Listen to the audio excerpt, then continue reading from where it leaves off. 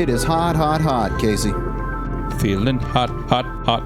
Dun, dun, dun, dun, dun, dun. This is Shane, that's Casey. You are listening to 40k Fanatics, and it's a classic style of episode today. It's not my favorite type of episode, I'm going to be honest with you. My favorite are the top 5 lists. You know I like to turn everything into sports radio if I can, and give hot takes about stuff that I've not thought very much about. Well, we might talk about a little bit of sports wrestling, vis-a-vis wrestling today. Well, I've got takes, but this Hot takes. is a Primarch lore pod. It is. One of the big ones, too. What make the red man red?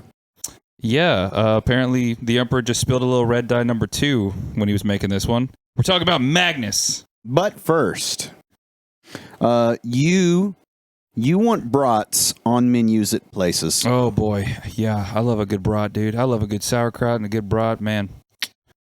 Mustard, yeah. On the point of sauerkraut, my favorite sauerkraut having thing is is it a Reuben sandwich?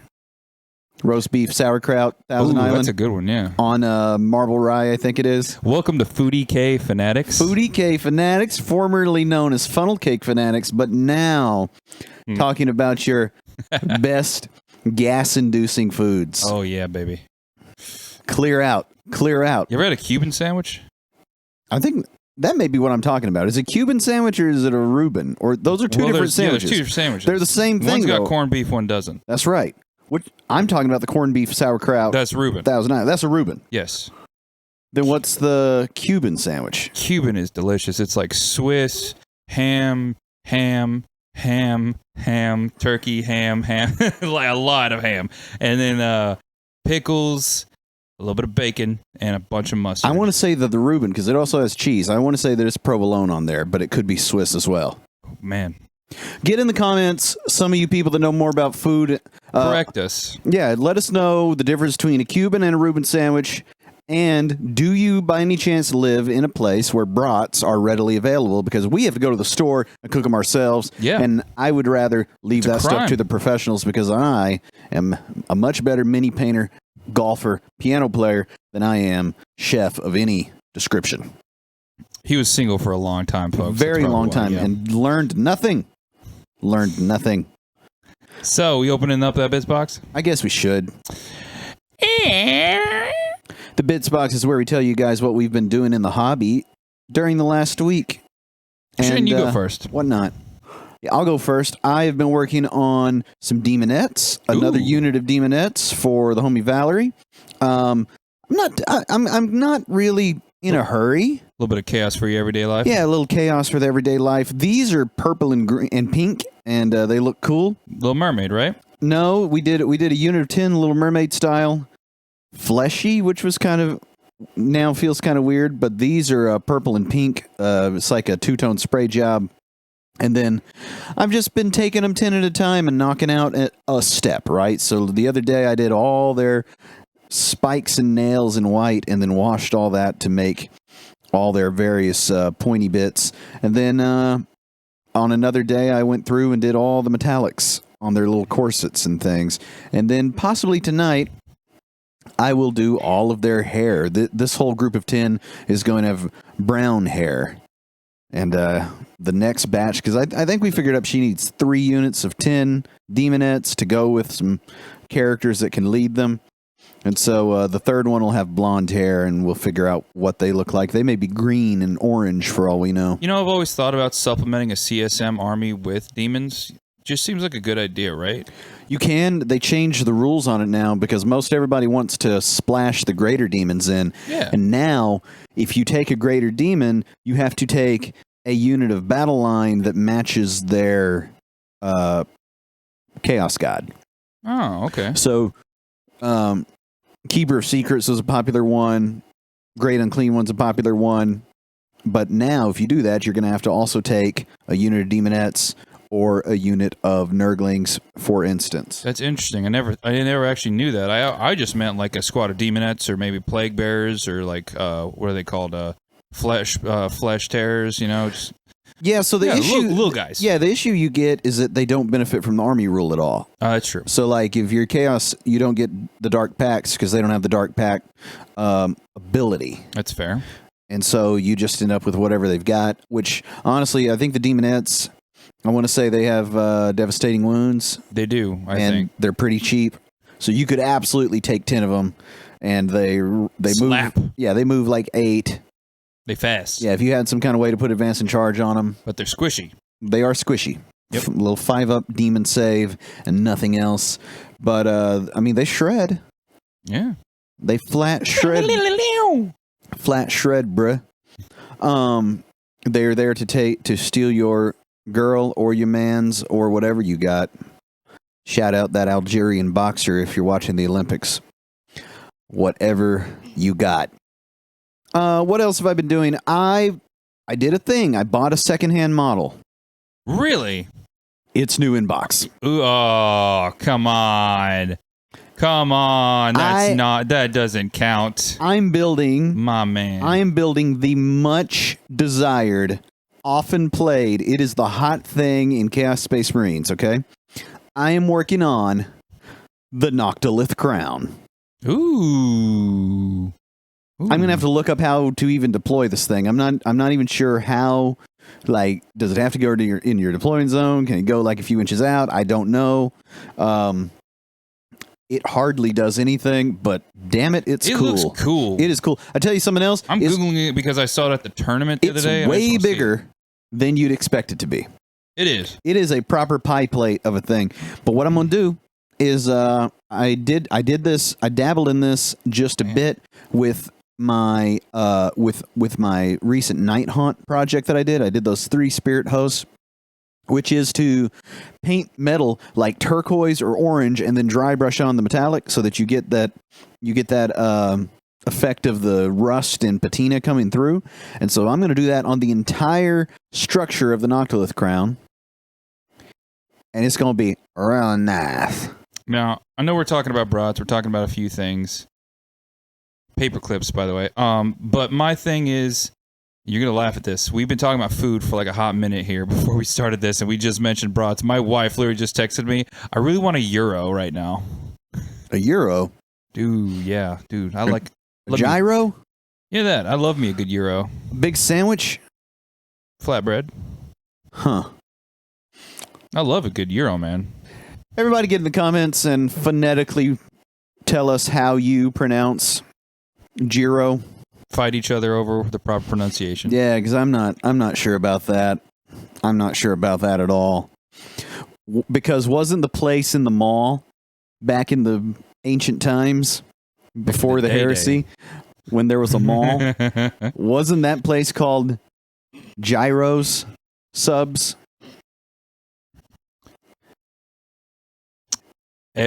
Is what I'm talking about and what you're talking about 2 different things? Is this yet another Reuben Cuban sandwich situation? You go to Minnesota and they call Taco Bell Taco Bell. That is not the same thing. There you go, Jabba Bob shout out. What did you do in the hobby this week? I haven't done much painting since our last session. I've been hitting it hard on Tuesday nights, but today we are recording on Tuesday. I have been working on quite a bit of terrain for a commission, and I picked up some more. I am doing the Silent King, as well as the monolith for a customer's Necron army. Once again, your ever repeated reminder that I too paint and would do so for some money. Yeah, it's pretty sweet. It's a terrific opportunity. I love painting models, and these are like very key cornerstone models to an army. You just look at the army, and that is the centerpiece. So I'm excited to see what I can do with it. I like it. I like it. What are they? How big would you describe these models, Shane? The Silent King and the monolith. Yeah. Oh well, the monolith is a squatty milk jug, yeah. And the Silent King is exactly the size of a pineapple. There you go. That's on my bits box. Do you like how so we got a comment from last week's pod where I pointed out that my job here is to be a bit obnoxious and you to be quite lovable in contrast. And I think it was the homie Java Bob. It was. Can confirm Casey is chill. He did not give his opinion of your boy. But do you like how I abstain. yeah, did you like how I very much guaranteed that a Silent King is the size of a pineapple? I want to see on X at 40k Fanatics your comparison pictures of let's a see your pineapple pineapples. next to a Silent King. I know you guys are out there. Close that bits box.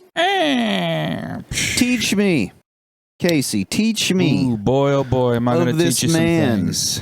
This very... The man, the myth, the Primarch. This problematically red man. It's arrogant man. Okay. I'm gonna save my 2 cents for the end because it'll probably get people annoyed. Dude, well, we've talked about Magnus before. Let's not forget.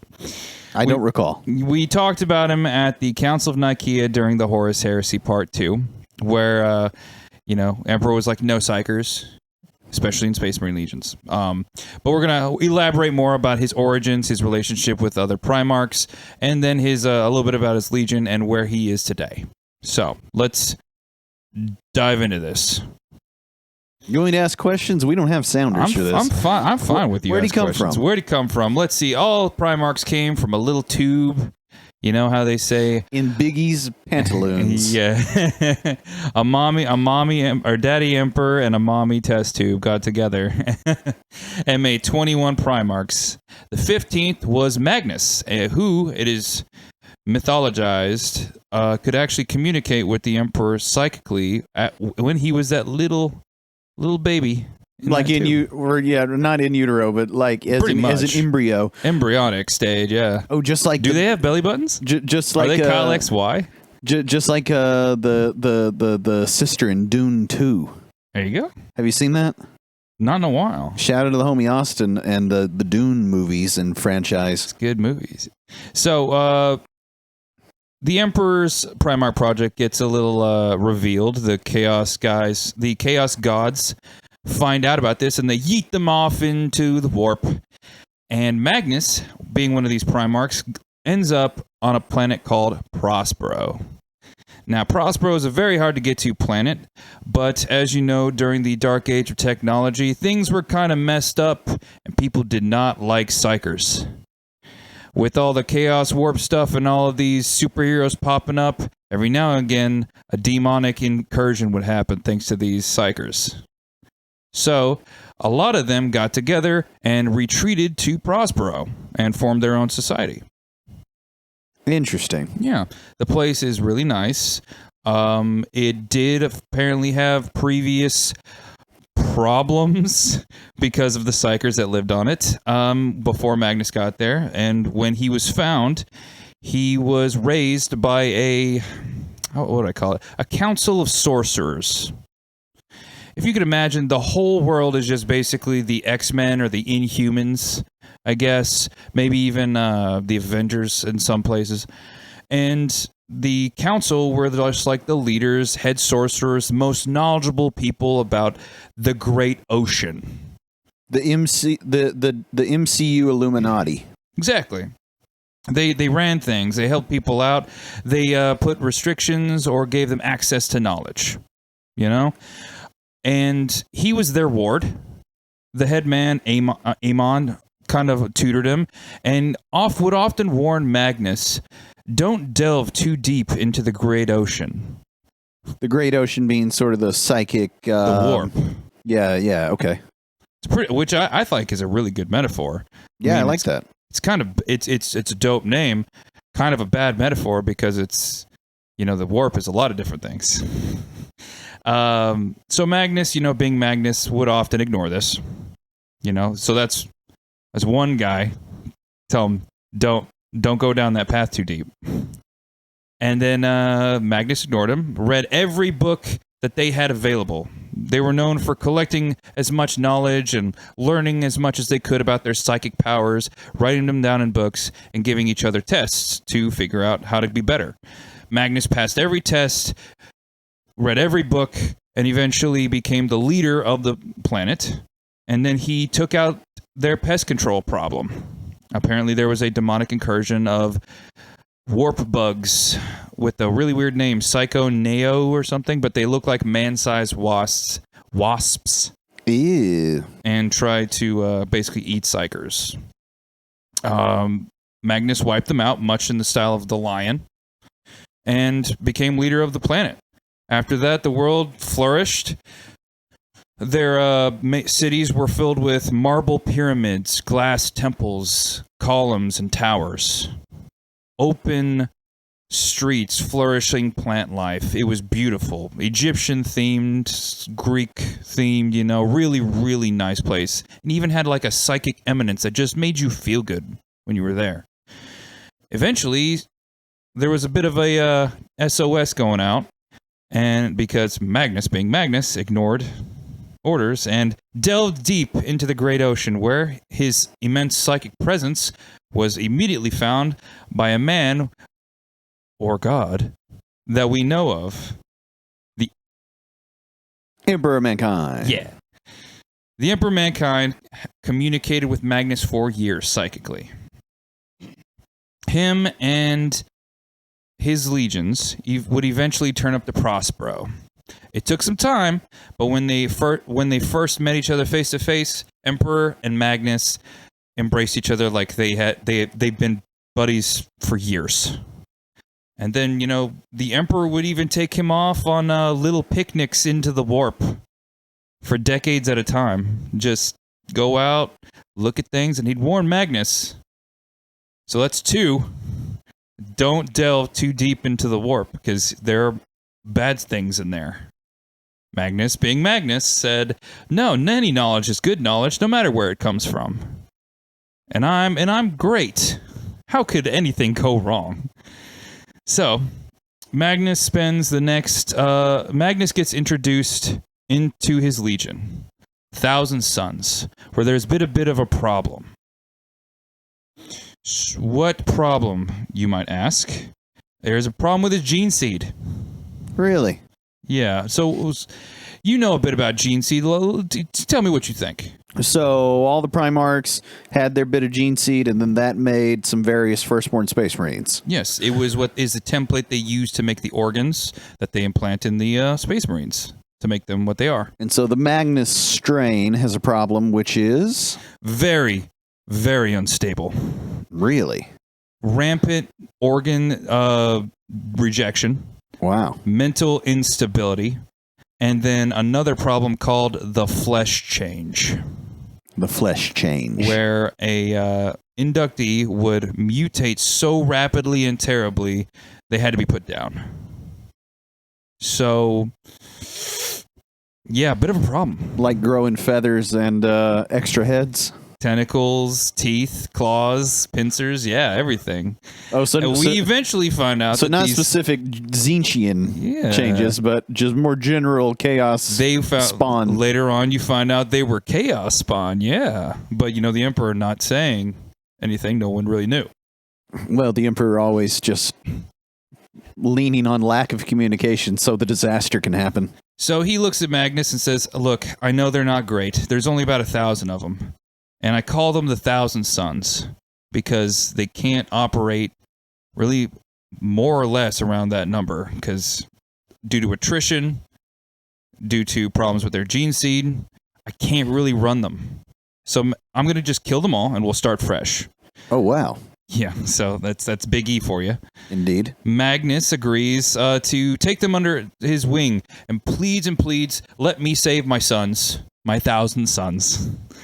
And pun intended. Never to be enough on the nose. The Emperor named him the 1,000 Sons. Yeah, and he's just stuck with the name. Magnus had a warp ritual to try to save and solve this flesh change problem that was running rampant throughout his legion. He communicated with the Great Ocean, found a warp entity, several, and then asked them about this and bested them, gaining the knowledge to fix the flesh change.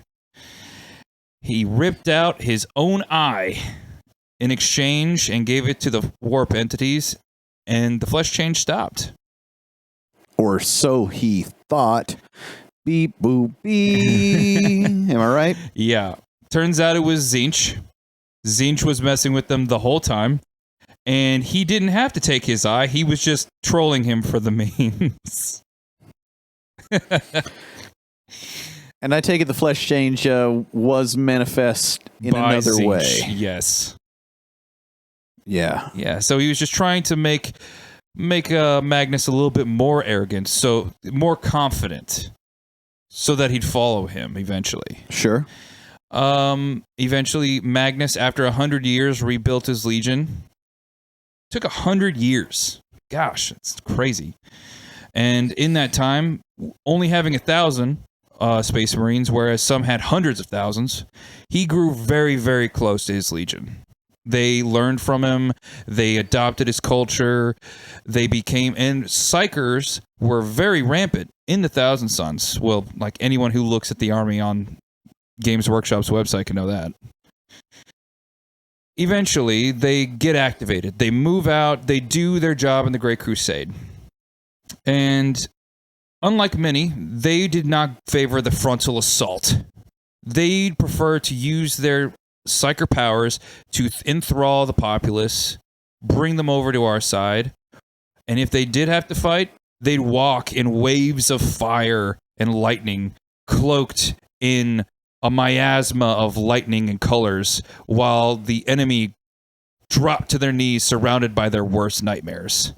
Ooh. It said that Magnus would walk and barely wave his hand, and matter would just disappear before him. I kind of imagine him like Neo from the Matrix, and all the bullets just stop in front of him. Yeah, like in the later movies when he's Superman. Yeah. Eventually, Magnus and the Thousand Sons got a big reputation for using Psyker powers, to the point where the Death Guard, the Space Wolves, and a few others like the Imperial Fist really didn't like this, so they brought it to Papa E, and Big E was like, okay, I'll think about it. It is also of noting, Magnus had a very troubled relationship with his brother, Leman Russ, because he did not favor the full frontal combat of going in and fighting, but Leman Russ, of the Space Wolves, any other way than that is just cowardice and stupid. Leman Russ believes zone defense is for cowards. Exactly. So, being a bully, he's like, fight me, nerd. In the middle of a fight, in the middle of a war zone, Magnus and Leman go toe-to-toe. Ooh. And you know who breaks it up? Sanguinius? Well, that would actually be good. But no, it was Lorgar. Oh. Interesting, right? Yes, that is interesting. All right. They eventually, they just hated each other. He thought he was a savage. Leman Russ thought he was a monster. Eventually, the complaints piled up, and they were calling for Magnus and the 15th Legion, the Thousand Sons, to be called like the 2nd and the 11th Legions. Who were the 2nd and the 11th? The Lost Primarchs. Oh, the ones that are still fallen. lost now? Yes. Okay. So, Magnus goes to this thing called the Council of Nicaea. He gives a speech with several of the Primarchs about the Librarius, which we've talked about, and the founding of Psychers in the Adeptus Astartes, because all of his legion were pretty much Psychers. But then there's also Psychers in the Ultramarines. There's Psychers here and there spread out through quite a few of these. I wouldn't be surprised if Gilliman thought it was useful. I think he did have Psychers, but duty is duty for an Ultramarine, and they, just laid down the staff, picked up a rifle. Well, I mean, we've covered the library or whatever, and how he gave the best speech of the world. Emperor said, "You know what? That might sound like a good idea. We could probably have a little Psyker unit, which is going to help a lot when I'm on the throne, and we need to keep this beacon lit." Leman Russ steps in. No go. No Psychers. So pretty much the entire Thousand Sons Legion had to stop using their powers. Really? Yeah. Why'd they let Leman Russ have so much say-so? He was the Emperor's executioner, one of his oldest sons. I think he was the second found Primarch, But there was a lot of argument who all against attended this Council of Nicaea? We've talked about it before. Just go back and listen to the Horus Heresy Part 2, folks. Well, okay, I'm having trouble keeping up, though. Yeah, so Mortarion hated him. Mortarion was there? Yeah, he hated Psychers, remember?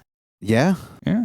So after this, no more Psychers. And he did do an okay job, but eventually after rationalizing and justification this and that, he kind of just started doing it again. Right. Which was a big no-no.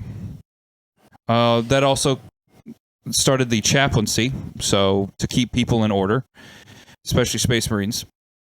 Cut 2. Horus Heresy. Electric Boogaloo, baby. Yes. Horus gets stabbed. He falls to chaos. Magnus tries to save him in the warp. Doesn't go well. Horus falls to chaos anyways. And Magnus, in his effort to warn the Emperor, instead of using astropaths or navigators to try to get the message over to Big E, he uses a telepathic imagery and sends his image to Terra in an astral projection, spell. The same way that they had talked for decades before. Yeah, but that wasn't in the warp. He tried to get there straight on as fast as he could. That's interesting. But he ended up seeing the big webway that the Emperor was making and thinking, oh man, there's a big wall in the way. And then, somebody in the warp, he was like, hey, I could give you a power boost and break through that thing so you could warn your dad. Yeah, so I was just about to touch on that. Yep. So Magnus and the Emperor used to just speak through the warp. Yes. But then Magnus decided, I'm not even going to speak through the warp. I'm going to teleport myself. Teleport an image of himself. Yeah. But I'm not going to use the warp, which means it must be using something else, like a webway. Well, this was going against the law. Right. But it did it anyways. Yeah, this is like big time Emperor level psychic behavior. Yep. And so he runs into the webway that the Emperor is constructing. Yep. Which I imagine is the same sort of thing that he's using to try to astral project in the first place. A little bit. But remember, I told you, it's kind of like the webway is sort of like those tunnels through an aquarium. Yeah. And the part with the fish in the water, that's the warp. You are in the webway when you're in that tunnel. I see. Yes. I see. So he's trying to make his own little tunnel, bumps into the webway, and Magnus just fists it. Because Tzeentch tells him, hey, I'll give you a power got boost. you. Yeah. Similar to Mortarion. Yep. And then, what do you know? A bunch of demons flood the Imperial Palace and start attacking the populace around Earth. Wow. Wrecking the Webway project, flooding the Webway with demons. And the Emperor had to, step in and take a lot of steps. And he was pretty mad at Magnus and thought him a traitor. And didn't believe him about Horus because why would Horus turn traitor? You're the one breaking the law. Yeah, come on, man. You're the one that just set all these demons out. You set all these demons. You broke the law. You came up with this whole psychic thing. Called. We told you to stop. Exactly. Next thing you know, boom, demons everywhere. So the Emperor sends, who else? His executioner, Leman Russ, to go police Magnus and the Thousand Sons, bring them back in chains. So I bet Leman Russ crimes. could not wait. Yes, he was foaming at the mouth. He went out there, but he bumped into somebody on his way. A boy is Horus, the War Master, who speaks with the authority of the Emperor at this point and says, hey, Leman, I got new orders from Dad. Kill Magnus and his boys. So... Which Leman Russ is like, say less. That's what I'm on the way to do. Exactly. He's loyal, but he's also like, say less. I will take these nerds and spank them good. He goes with his Space Wolves, a full contingent of Adeptus Custodes, millions of Imperial troops, and the Imperial elite anti-psyker units known as the Sisters of Silence. Goes to the place, and Magnus, feeling awful about what he's done, knows that he's got to be punished for what he's done. So he just takes an L, uses psychic powers to shroud everyone on Prospero so they don't know what's coming, because he wants to be punished. He's loyal. Leman shows up and immediately murders everyone. We're talking Space Marines, we're talking the Defense Force, we're talking civilians in the streets, murdering everyone. Killing everybody home on Prospero. Yes. The freaking temples, the pyramids are being crushed. Space wolves are coming from the sky. They're coming from land, sea, and air just to kill these guys. And after a while, Magnus is like, this has gone too far. So he steps out and says, I'm going to defend my sons, my planet, my people, and goes to fight his brother.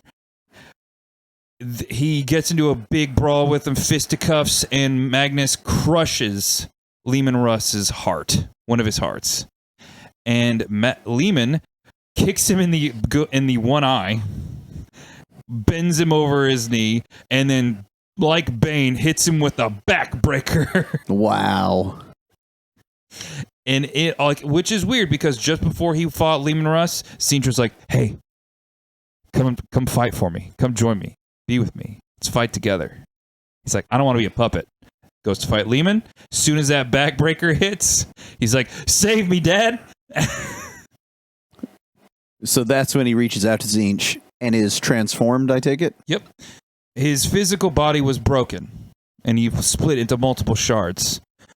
But all of the Thousand Suns and the capital city of Prospero and Magnus were teleported to this planet of sorcerers in the warp, which was all ready and prepared for Magnus and his people. Where Tzeentch had been waiting the entire time. Yep, exactly. And so there he's reconstituted as the winged demon Primarch that we know. It took Armin finding some of the shards of his body around the universe and in different parts of time. But yes, he brought him back and he became a demon prince. It's interesting to know he was not at Isfahan. He was not there. But he was at the Siege of Terra. He shows up as a new demon prince of Tzeentch. Big flappy wings, everything. And he even runs into Mortarion, who is now a demon prince. The hypocrite who hated Psychers is now a demon prince of Nurgle. But he, as a good brother, leans over and he says, "Let me show you what you can do. You're only using part of your whole potential because you're holding back. Let me take away some of that pain." And he shows him how he can tap into his warp abilities. Admittedly, he did this as a bit of a strategy, but it's kind of nice to know that he did that, you know? I suppose. I mean, he was suffering a little bit. So Magnus is a demon Primarch now. Yep, he's at the Siege of Terra. All of his Thousand Sons are killed by Leman Russ and the Sisters of Silence and everyone. Many of them survived, but they were saved by the ritual and teleported. Okay, and then once they're saved by the ritual, that's when their physical bodies are turned to dust, isn't it? I'll get to that. Okay. They fly to Terra. So they're still mostly people at this stage. Yes. They get somewhere to Terra. some goat men have to be spawned from somewhere. Meh. Anyways, I've seen the model range. I told you about that awesome moment when Magnus force holds up a tank and throws it. And he breaks in, while the Death Guard have a number of the Imperial troops distracted. He breaks in to the Imperial Palace, where he finds Big E on the Imperial throne with the Astronomicon. Or gosh, I'm losing my mind here. With his beacon on his head, yeah, and Vulcan next to him, the biggest, most intimidating, but nicest Primarch of the Salamanders. Big E looks at his deformed, terrible-looking son and says, "Look, you can come back. You can be loyal. I will give you a second chance." Shocker, right? I don't know, from Big E. From Big E, he says, "Come back to the fold, and I'll show you what you could do." So he gives him a vision of Magnus on the golden throne, wearing the hat, sitting there humming a tune, tapping his foot happily as he powers the Astronomicon. Right? Yeah. But he says the price to do this, you'll have to purge your entire legion. He looks at his brother Vulcan, and Vulcan looks at him, to which he says, "Could you do this to your sons?" And he says, "No, I could not." They get into a big backyard brawl, and Big E, he yells at Vulcan, "Kill him now!" Vulcan hesitates, giving Magnus enough time to Kamehameha him, and disintegrates Vulcan. Vulcan gets a good hammer blow into Magnus's face, and his whole, physical being dies, which, for a demon prince, that's just, a bus ticket. 5-minute timeout. Yeah, exactly. And Vulcan dies, for the dozenth time, probably. Magnus regroups on this planet of the sorcerers with the rest of the Thousand Sons. The Siege of Terra is over. Siege of Terra is over. They go back home, take their ball, go home. Where, oh no, the flesh change is happening again. Oh dear. 1,000 suns are turning into chaos spawn left and right, and they don't know what to do. Well, Magnus finds out that his first company captain and one of his best sorcerers and right-hand man, Ahriman, has been getting a secret cabal of sorcerers together out of the 1,000 Suns, and has been working on this little problem in case it ever reared its head. They start a little bit of a spell going. Magnus tries to stop it because he doesn't know what he's doing. There are dangerous things in the warp. Why would you go delving into the great ocean and not know? And they're looking at him like, yeah, like you. The irony. So he gets there. Ahriman's spell goes off. There was a bit of a problem. It solved the flesh change, but unfortunately, every non-psyker Astartes had been turned to dust. Their souls confined to their armor, which has been hermetically sealed, and their bodies can only operate on the most fundamental levels. No hopes, no dreams, just a body that takes orders. Wild. Forever imprisoned, forever trapped, not knowing the terrible prison they have been entombed in. They're like robots. Right. The way they solved the flesh change was by removing the flesh. The flesh is weak. So, Magnus about to wreck Ahriman. He was actually low-key impressed. He's like, I'm actually glad you guys did this because it shows that you know some stuff. Like, I rubbed off on you, you know some psychic stuff, some spells. And then he immediately says, well, you're going to die. So he goes, fights Ahriman in a duel, and then a voice whispers in his head, you would give away or crush my pawn so easily? Knowing that a more conniving plan had set all of these events in motion, he tells Ahriman, get out of here and never come back until you know the true meaning of chaos and its purpose. And Ahriman has been looking for it ever since. So where do the goat men come from? Those are just dudes that have been really mutated that serve the Legion. It's like Legion Psychers are making those out of the populace of conquered worlds? Yeah, pretty much. That's fun. Well, since then, Magnus has been, full demon Primarch. The 1,000 Suns have done their bit. They attacked the Space Wolves on their home planet multiple times and even used them to start a ritual. And now their planet of the Sorcerers is in real space. Ooh. Sending out a beacon from where Prospero used to be. Interesting. Hey, all psychers around the Imperium. I was going to say, what is the purpose of this beacon? Come with us. Be free. Live your life the way it should be. You are not a mutant. You are not a heretic. You shouldn't be damned or trained or disciplined for who you are. Come here and live with us if you can make it. And we'll turn you into a goat. Pretty much. Well, that's interesting. He also fought Gilliman, too, when he came back. My comments on Magnus. I like Magnus. Very interesting, right? When the new toy, I forget who makes the toy, the action figure, came out. Joy Toy? Yes. That was cool. There's a new one. And I knew he was called Magnus the Red. Yep. But you didn't know. Well, lately I've been on this... You thought it was a Demon Primarch thing, not a... I've been on a little bit of a soapbox because there are very loud voices on the internet that are upset about let's call them diversifications in the 40k lore and mythos, right? He's called Magnus the Red. Before he was a Demon Primarch, I didn't know that he was actually literally red. Just like Vulcan's black. That's not the same thing. It is kind of the same thing. I don't think it's the same thing.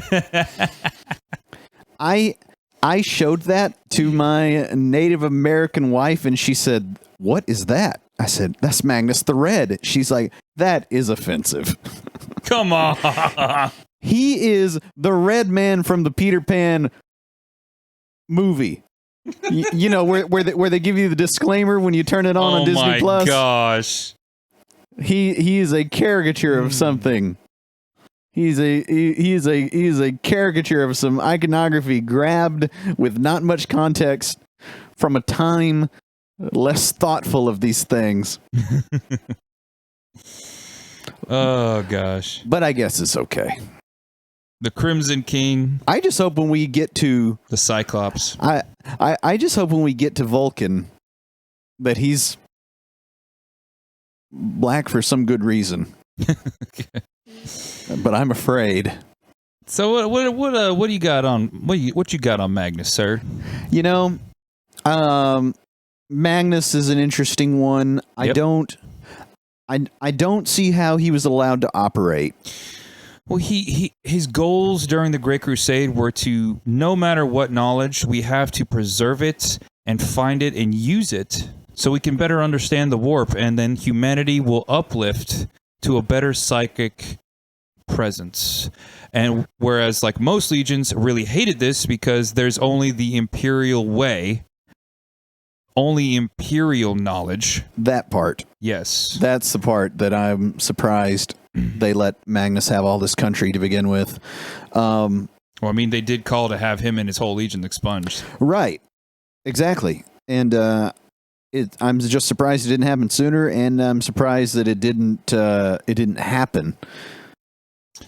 Because, I mean, they at that stage they weren't rounding up psychers because there was no they weren't black ships. There were no black ships at this right. point. No, it wasn't that. So they were still fighting like chaosy like stuff. Yeah, and so whole planets would just, you know, if anybody shows any psychic acumen, bring him into the town square and we're chopping heads off. Well, not always. They regulated them. They would either turn them into astropaths or they turn them into navigators, or sometimes they put them into the army as Imperial psychers. No, they didn't. Yeah, you're right. They did shoot them. Yeah, they would just shoot them. Yeah, there you go. Because they didn't need astropaths at this time. They did. They did? They needed navigators and astropaths. The Imperial Guard psychers, they did not need at this point. Right. So and they didn't need any vast collection of them because there was no beacon to light. There. Yep. Yeah. It's either shove that down or you get a bullet. Right. And yet here's burn the witch. And yet here's this entire legion with way more psychers than anybody else. Because admittedly, they had just survived a psyker apocalypse, basically. And then here comes Magnus, like, everybody's psychic. We're fun. Yeah, I mean, so about that, like, I thought that the Dark Age technology was not psychic based. It was technology based, right? Well, there was the Dark Age technology, the Skynet happened, but then when everybody was cut off after, the Age of Strife happened, so I misspoke earlier. Age of Strife. I see. The Age of Strife is where the Psychers kind of went rampant. Yes, all the warp storms happened, everybody was cut off, Psychers started popping up, demonic incursions happened because of the Psychers not knowing how to use their powers. Yeah, because somewhere through that Dark Age and then through the Age of Strife, we've got like some evolution happening to humankind. Yeah, the culture is changing. Yeah. Very good. I feel like we're up on time. Yeah. Hope you guys have enjoyed this Primarch lore pod. We need a little Space Marine nugget. Okay, I've got one. Exclusive Space Marine segment to close. What is it, Casey? Did you know?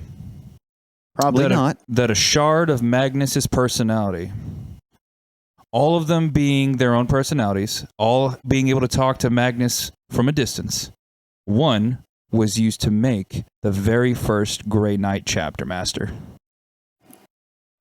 Really? And that's been it, folks. This is after Magnus gets broken on Lehman Russ's knee. Yeah.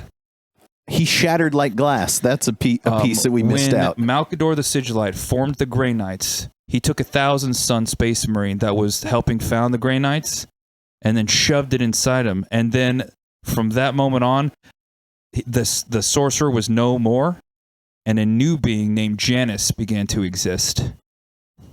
Now that is a Space Marine exclusive segment. We'll see you next time. I'm Shane. That's Casey. This has been 40k Fanatics. Stay fanatical, folks.